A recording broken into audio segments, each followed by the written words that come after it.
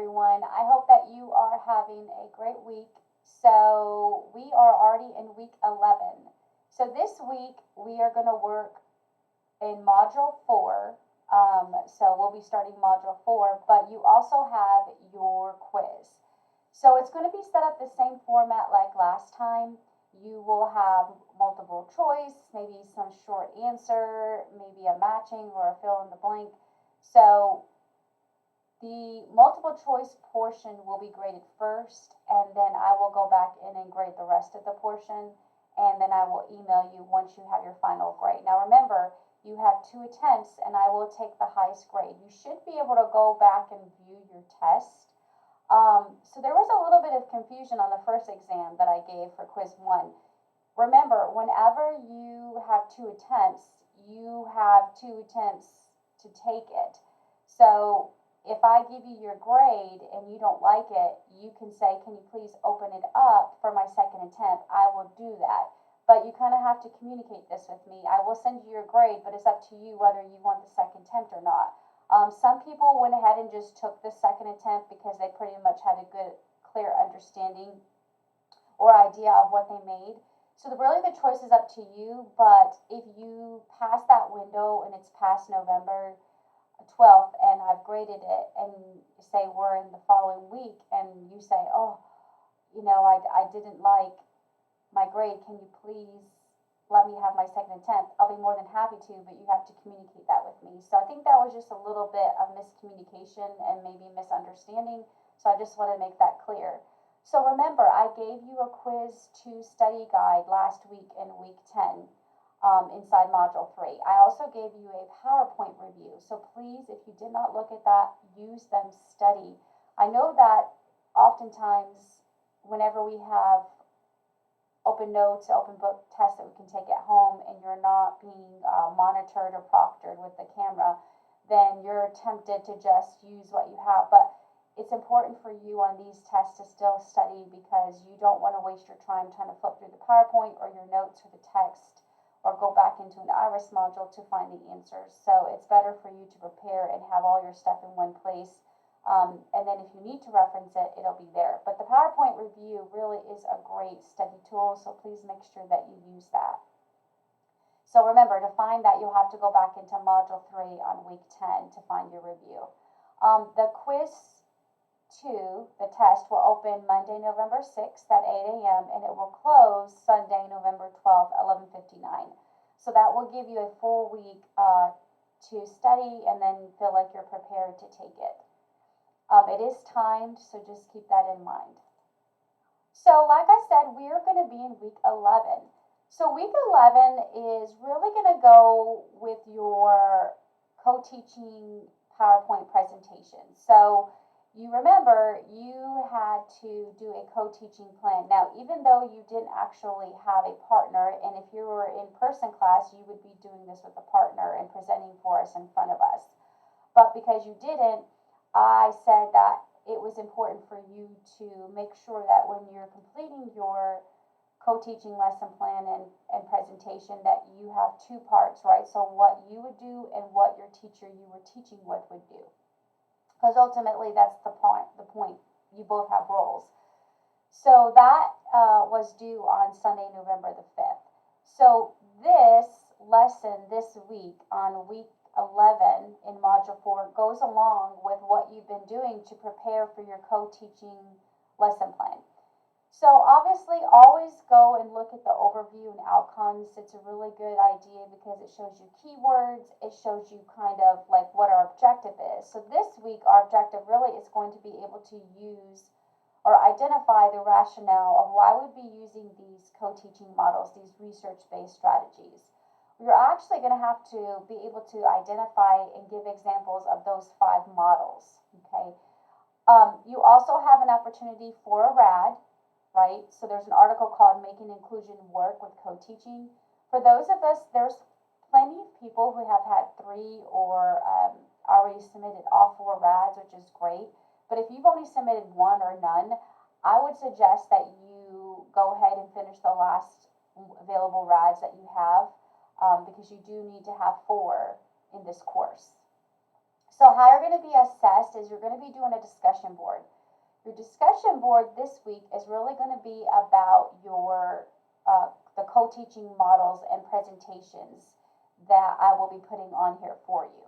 Okay, and there are going to be some mixed. I might put some from this semester in there. It may be some from last semester. And what you're going to look is you're going to look at that strategy presentation. You're going to look at their presentations, and you're going to use that to get to answer the discussion board questions. So here are the key words and concepts. Obviously, co-teaching is a collaborative effort. It is a research-based strategy. But I told you that you have to be able to identify those 5 co-teaching models. So they're there as well as co-teaching, because that's the main concept. So in week 11, I have reading. You're not going to be reading out of a textbook. You're actually going to have 2 articles. So one of the articles I've mentioned goes with the RAD. So if you want to use it and complete the RAD down here, you're more than welcome to. The rubric is there to help you. So the RAD that everyone has to read, regardless if you're the article that everyone has to read, is going to be called Co-Teaching to Reach Every Learner. Okay, so this is a really good article because if you're like me, you can say something or I can read it, but I need to see examples of it or see it in action or explained in how it would work in a classroom. So this is a very good article that really touches on all types of learners, gifted learners, English language learners, maybe you have exceptional students in your classroom. So it's really going to help you reach all learners and why this is a research-based model and why this works. So this is a great article for you to look at. The other thing I provided you with was a video. Okay, so it's about 16 minutes long, so it is a little bit long, but it really talks in depth about co-teaching models. So it was important for you to really get a deep understanding of why this is considered a research-based model and what does this actually look like. So this video really talks about in depth and introduces you to these co-teaching models that you were presenting or presented in Dropbox, so you can gain a deeper understanding of what you're doing with it and why we do it and why it works. It also looks at, the benefits, and then obviously with anything, there are always downsides to something. So aside from that video, I did give you examples of what co-teaching models look like. So that's the second set of videos. So those key words were one teach, one observe, station teaching. What does that actually look like in a classroom? Parallel teaching, alternative, team teaching. So I want you to look at these models and get an idea of what this would look like in a classroom when you have 2 teachers teaching together.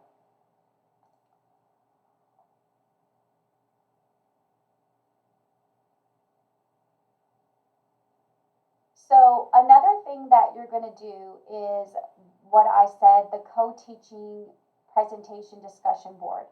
So depending on when you guys put your presentations on, I will be putting some, and there are some from last year or last semester on here, so you'll see a bunch pop up.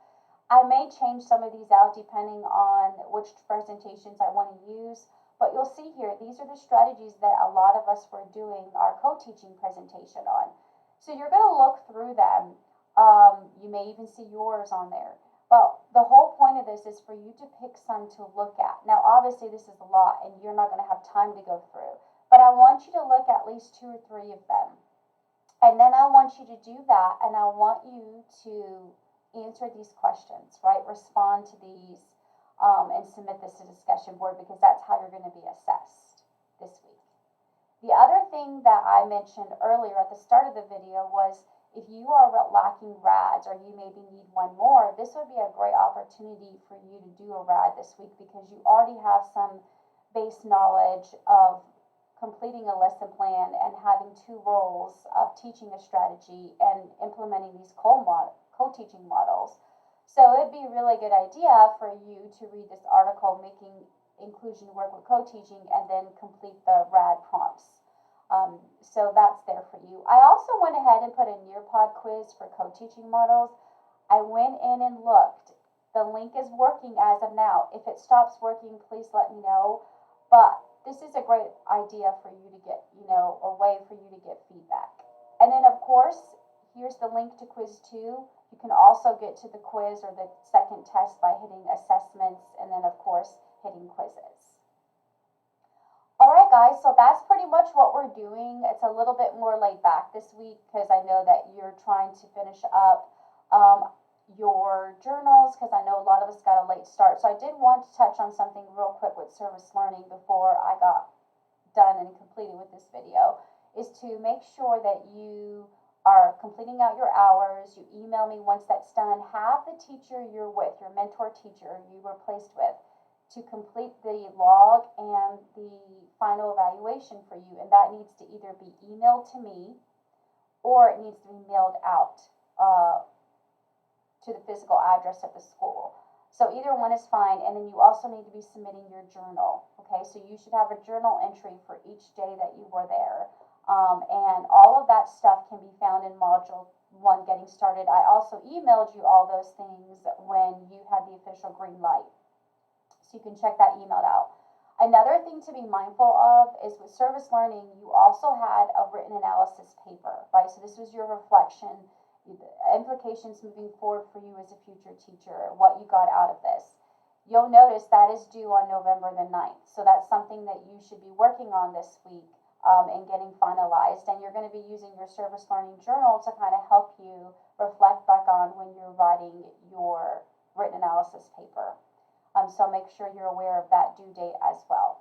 Okay, and then of course your discussion board for co-teaching models will be due Sunday on the 12th, and then you have your test closing on the 12th as well.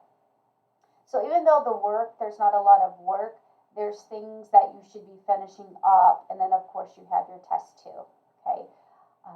But if you have questions about service learning or the co-teaching presentation, please reach out to me, and I'll be glad to help you. All right, guys, I hope you have a great week. And I hope that you got a lot out of your service learning and it was something that impacted you in a positive way. All right, until next time, take care.